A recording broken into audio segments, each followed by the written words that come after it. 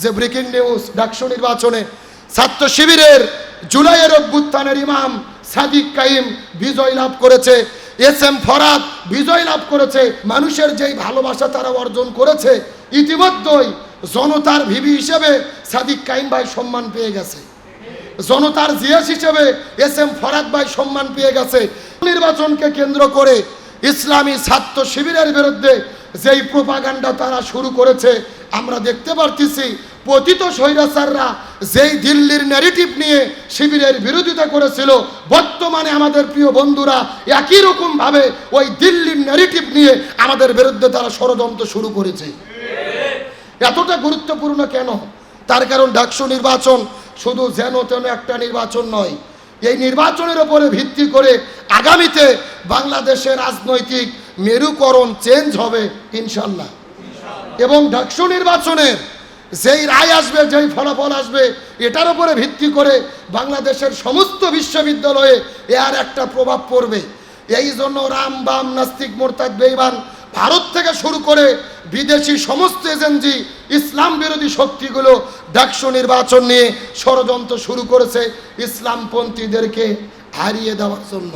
যে breaking news, DUCSU নির্বাচনে ছাত্র শিবিরের জুলাইয়ের অভ্যুত্থানের ইমাম সাদিক কাইম বিজয় লাভ করেছে, এস এম ফরাদ বিজয় লাভ করেছে। ইজা জাআ নাসরুল্লাহি ওয়াল ফাত, আল্লাহর সাহায্য আসে, বিজয় আসে, ইমানদাররা তখনই বিজয় হয়। আমরা বিশ্বাস করি আল্লাহ যদি আমাদের বিজয়ী শক্তি হিসেবে প্রকাশ করতে চায়, কোনো ষড়যন্ত্র দিয়ে কোনো কাজ হবে না ইনশাল্লাহ। বলেন, মানুষের যেই ভালোবাসা তারা অর্জন করেছে, ইতিমধ্যেই জনতার ভিবি হিসেবে সাদিক কাইম ভাই সম্মান পেয়ে গেছে, জনতার জিএস হিসেবে এস এম ফরাদ ভাই সম্মান পেয়ে গেছে। হেমিলনের ভাসি আলার মতো আমরা দেখেছি আবিদ সাহেব যখন মহিলাদের কাছে যায়, মেয়ে মানুষ ভয়ে দেখে পালিয়ে গেছে, ভিডিও দেখছেন না? আর এস এম ফরাদ ভাই, তারপরে আপনার সাদিক কাইম ভাই যেখানে গেছে, শত শত মহিলা গতকালকে দেখলাম তার সঙ্গে সেলফি উঠাচ্ছে, ছবি উঠাচ্ছে। ওরা যেদিকে যায় ছাত্রছাত্রী সেই দিকে যায়। এই পরিস্থিতি দেখেই ওদের ঘুম হারাম হয়ে গেছে। তার মানে ওরা পরাজয় নিশ্চিত মনে করে ষড়যন্ত্র শুরু করেছে। আমরা বলতে চাই ষড়যন্ত্র করে কোনো লাভ নেই। তোমরা গুপ্ত শিবির জিকির করো, যতবার এরা গুপ্ত শিবির বলে, এতবার যদি আল্লাহর জিকির করতো এরা আল্লাহর ওলি হয়ে যেত। কিন্তু আমরা গবেষণা করে দেখতেছি ওরাই আসল গুপ্ত। গতকালকে দেখলাম আপনার ওই ছাত্র দলের এজিএস প্রার্থী মায়েদ না কি যেন নাম, যিনি শেখ হাসিনার বিজয় সমাবেশে গিয়েছে, ছাত্রলীগের প্রোগ্রামে বলেছে আল্লাহর কোরআন বলেন ওয়ামাকারু ওয়ামাকারুল্লাহ ওয়াল্লাহু খায়রুল মাকিরিন। ওরা শিবিরকে কালার করতে গিয়ে নিজেরাই কালার হয়ে গেছে। গত 3 দিন আগে কয়েকজন মহিলা ভাড়া করে এনেছিল, দেখছেন না? যে শিবিরের বিরুদ্ধে তীব্র নিন্দা এবং প্রতিবাদ জানান। ও এসে বলতেছে যে ছাত্রদল সারা জীবন নারী নির্যাতনের পক্ষে ছিল, সামনেও নারী নির্যাতন চালিয়ে যাবে। এগুলো কার ফায়সালা? বলতে চাইছে শিবিরের বিরুদ্ধে, বের হয়ে গেছে শিবিরের পক্ষে। তাফসিরে এসেছে হযরতে মূসা আলাইহিস সালামের বিরুদ্ধে, চরিত্রের বিরুদ্ধে কথা বলার জন্য কারুন একটা মহিলাকে ভাড়া করেছিল। ওই মহিলা সমাবেশে যাওয়ার পরে মুসা নবীর বিরুদ্ধে না বলে ও বলতেছে, আমি কসম করে বলতেছি মুসার মতো ভালো মানুষ আমি পৃথিবীর দেখি নাই। সুবহানাল্লাহ বলেন। তার মানে বোঝা যায় আপনি যতই ষড়যন্ত্র করেন, সত্য প্রকাশ করে দেবে কে? হকের বিজয় করে দেবে কে? সুতরাং নতুন করে শিবিরকে দিল্লির দাসত্ব নিয়ে রাজাকার ট্যাগ যারা বলবে, একদল রাজাকার বলে পালাতে বাধ্য হয়েছে, নতুন করে যারা রাজাকারের জিকির করবে এদেরও পতিত স্বৈরাচারের মতো এই দেশ ছাড়তে হবে।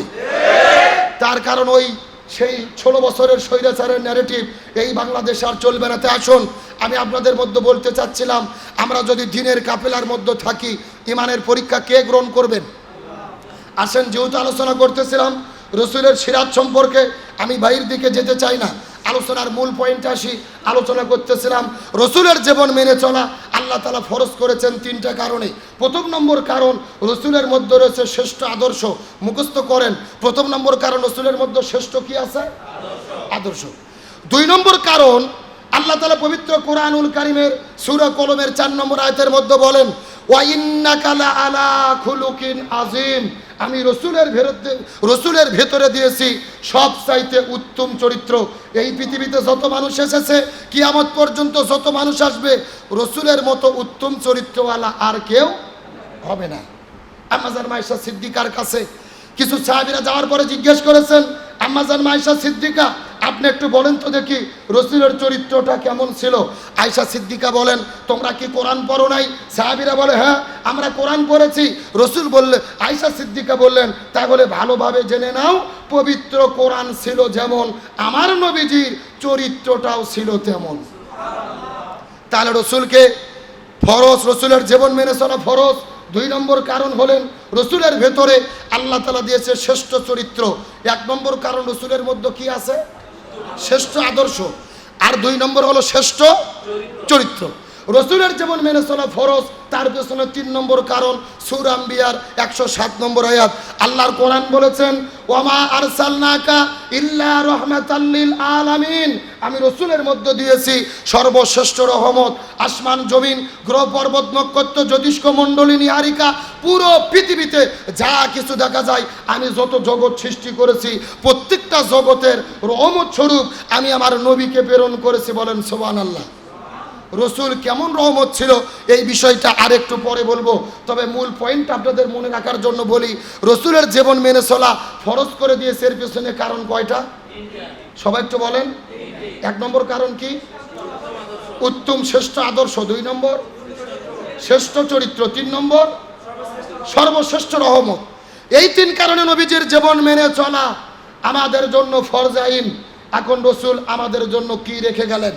বিদায় হজের দিনে আমার নবীজি বলেছেন, তারাকতু ফিকুম আমরাইন লান তাদিল্লু মা তামাসসাকতুম বিহিমা কিতাবাল্লাহি ওয়া সুন্নাত রাসূলি, আমি তোমাদের জন্য 2টা জিনিস রেখে যাচ্ছি, যদি আঁকড়ে ধরতে পারো কখনোই পথভ্রষ্ট হবে না।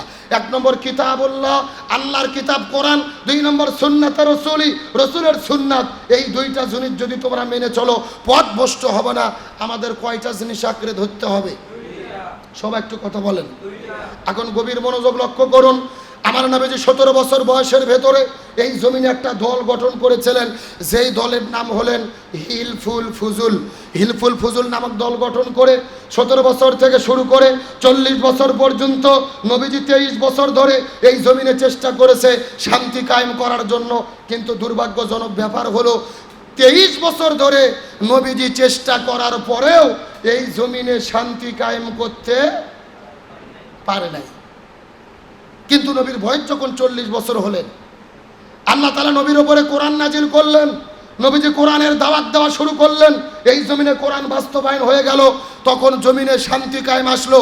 শান্তি কায়েম হয়ে গেল। নবীজির জীবনটাকে 2 ভাগে ভাগ করার চেষ্টা করেন। 1 নম্বর 17 থেকে শুরু করে 40, 23 বছর। আর 2 নম্বর 40 থেকে শুরু করে 63, আবারও 23 বছর। অর্থাৎ নবুয়তের আগের 23, নবুয়তের পরের 23। আগের 23 বছর নবী চেষ্টা করলো, তার দল দিয়ে শান্তি কায়েম করতে পারলো না। কিন্তু পরের 23 বছরে নবীজি কেন শান্তি কায়েম করতে পারলো? এর পেছনে কারণ হলো, আগের 23 বছরে নবীজির দল ছিল, কিন্তু দলের সংবিধান আল্লাহর কোরআন, তখন কোরআন নাজিলে হয়নি। এখান থেকে আমাদের চূড়ান্ত শিক্ষা নিতে হবে, স্বয়ং নবী হয়ে তার দলের মাধ্যমে 23 বছর চেষ্টা করে শান্তি কায়েম করতে পারেনি। তার মানে বোঝা গেল, বর্তমানে বাংলাদেশে যতগুলো দল আছে এই জমিনে শান্তি কায়েম করতে চাচ্ছে, ওই দলের দ্বারা শান্তি কায়েম সম্ভব হবে না, যেই দল আল্লাহর কোরআনের সংবিধান দিয়ে পরিচালিত হয় না। কথা কি ক্লিয়ার না ভেজাল আছে? একদম ক্লিয়ার। যেই দল নিজেরাই কোরআন দিয়ে চলে না, ওদের নিজেদের মধ্যে তো মারামারি করে 1 বছরে 110 জন কুপকাত, জানেন না? তাহলে যেই দলের নিজেদের কর্মীর কাছে নিজেদের কর্মীরা নিরাপদ নয়, ওরা কি দেশের নিরাপদ দিতে পারবে? এই আলোচনার মূল মেসেজ হলো, কোরআন ছাড়া জমিনে শান্তি কায়েম হবে না। বাবার নীতি বেটির নীতি, চাচার নীতি চাচির নীতি, ভারতের নীতি, কালমার্সের নীতি, লেনিনের নীতি, ব্রিটিশের নীতি আর আমেরিকার নীতি দিয়ে এই জমিনে শান্তি কায়েম হবে না। শান্তি কায়েম করতে গেলে কোরআনের নীতি কায়েম করতে হবে। আল্লাহর কোরআন একই কথা বলেছেন, ওমান আরাদা আন যিকরি ফাইন্না লাহু মাঈশাতান দনকা ওয়া নাহশুরুহু ইয়াউমাল কিয়ামাতি আমা। সূরা তাহা 124 নম্বর আয়াত। আল্লাহর কোরআন বলেছেন, এই জমিনের ভেতরে যারা কোরআন মেনে জীবন পরিচালনা করবে না, আমি আল্লাহ তাদের জীবনে কোনো শান্তি রাখবো না। মাঈশাতান দনকা, তাদের জীবনটা অশান্তিতে ভরে দেব। আর হাসরের ময়দানে তাদের দুই চোখকে কানা করে বন্ধ করে আমি হাসরে উঠাবো। একটু বলেন নাউজুবিল্লাহ। তাহলে কোরআন যারা মেনে চলবে না, এদের জীবনে অশান্তি দেবে কে? আর আখেরাতে কানা করে কে উঠাবে? তার মানে বোঝা গেল কোরআন দিয়ে যারা চলে না, যেই দল চলে না, ওই দলের দ্বারা শান্তি কায়েম আশা করা যায় না। স্বাধীনতার 54 বছর পার হয়ে গেছে, এক দল ক্ষমতায় এসেছে, আর এক দল ক্ষমতার থেকে চলে গেছে, কেউ শান্তি দিতে পারেনি।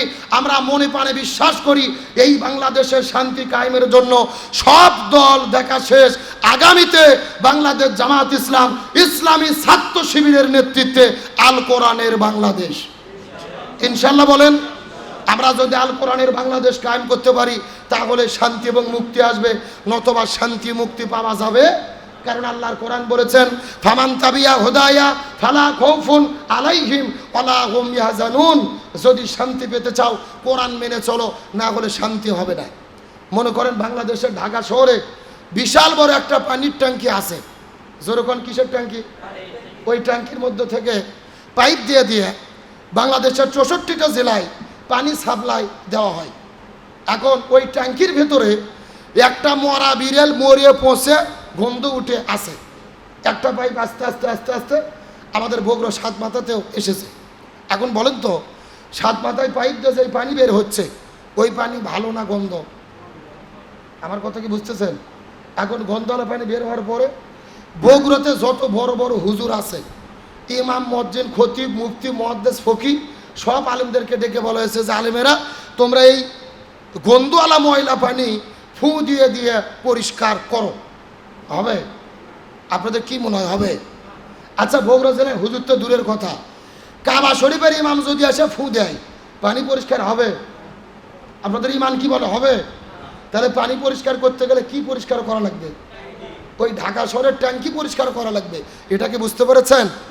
আসল কথা হলো, বাংলাদেশে যদি শান্তি কায়েম করতে চান, ওই সংসদে বাবার নীতি, বেটির নীতি, ধর্মনিরপেক্ষতাবাদ, জাতীয়তাবাদ, যেই নীতিগুলো আছে, ওই নীতি পরিবর্তন করে কোরআনের নীতি যতক্ষণ আমরা সংসদ নামক ট্যাঙ্কির মধ্যে ঢুকাতে না পারবো, এই জমিনের ভেতরে শান্তি কায়েম আশা করা যায় না।